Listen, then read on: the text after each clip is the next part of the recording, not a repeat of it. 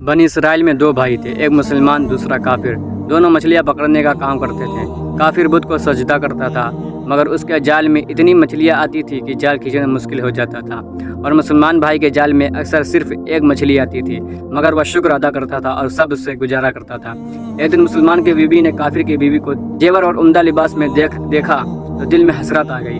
رات کو خاوند سے بولی، بس میاں، یا تو مجھے طلاق دو یا پھر اپنے بھائی کی طرح بتوں کی پوجا شروع کر دو، شاید ہم بھی ان جیسے مالدار ہو جائیں، میں مزید یہ غریبی سہ نہیں سکتی۔ شوہر نے نرمی سے جواب دیا، ایمان بیچ کر دولت لینا گھاٹے کا سودا ہے، لیکن اگر تو اتنا ہی مجبور ہے تو میں کل سے مزدوری کروں گا اور روزانہ تجھے 2 سونے کے سکے لا کر دوں گا۔ صبح وہ نکلا، مگر دن بھر پھرتا رہا، نہ کسی نے کام دیا نہ مزدوری ملی۔ مایوس ہو کر دریا کنارے بیٹھا اور شام تک رب کی عبادت میں مشغول رہا۔ گھر آ کر بیوی سے کہا، آج میں بادشاہ کی خدمت میں تھا، اس نے کہا اگر 30 دن کام کروں پھر جو مانگو گے وہ ملے گا، وہ بادشاہ بڑا کریم ہے، اس کے خزانے کی کوئی حد نہیں۔ بیوی نے مان لیا۔ شوہر ہر روز عبادت کرتا رہا، 29 دن تک عبادت کرتا رہا۔ 30ویں رات بیوی نے 2 ٹوک کہا، سنو، اگر کل کچھ کما کر نہ لائیں تو مجھے طلاق دے دینا۔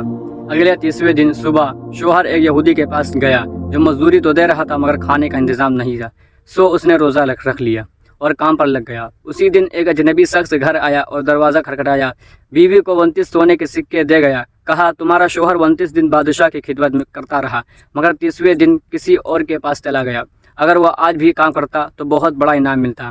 بیوی نے سکے لے کر بازار گئی، ایک سنار نے صرف ایک سکے کی قیمت 1000 درہم لگائے۔ شام کو شوہر گھر آیا، بیوی نے پوچھا آج کہاں تھے؟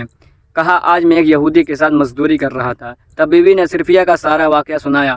شوہر نے سن کر رو پڑا، اتنا رویا کہ بے ہوش ہو گیا۔ جب ہوش آیا تو کہا، افسوس، میں نے بادشاہ دو جہاں یعنی رب العالمین کی خدمت چھوڑ دی، پھر سب کچھ چھوڑ چھاڑ کر پہاڑوں پر چلا گیا اور باقی زندگی رب کی عبادت میں گزار دی اور وہیں وفات پا گیا۔